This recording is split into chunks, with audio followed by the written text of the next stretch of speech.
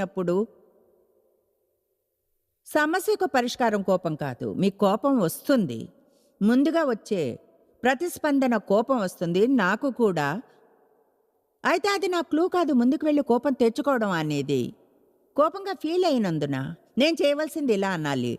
ఓ అపవాది మళ్ళీ నా నుంచి దొంగిలించడానికి ట్రై చేస్తున్నాడు. దేవా థ్యాంక్ యూ ఆత్మనిగ్రహాన్ని ఇచ్చినందుకు. నీ దయాకృపల వలన నేను మౌనంగా ఉంటాను, నిమ్మళంగా ఉంటాను. అలా ఉండడం కష్టమే. దేవుణ్ణి ఇంతకు ముందు దేవుణ్ణి ఆరాధించినప్పుడు ఏముందో దాన్ని మీరు ట్రై చేయాలి.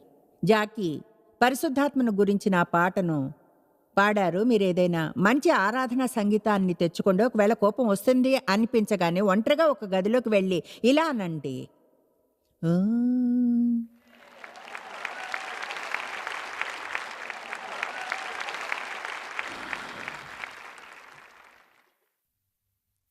ఓకే, ఇప్పుడు దేవా నాకు అనిపిస్తుంది.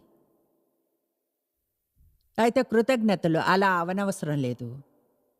ఎందుకంటే నేను నూతన సృష్టిని కనుక నా ప్రతిస్పందన ఇదే. నా నోటితో బయటికి చెప్తాను. నాపై దాడికి వ్యతిరేకంగా నా ప్రతిస్పందన ఇదే. దేవా నిన్ను నమ్ముతున్నాను, నిన్ను నమ్ముతున్నా.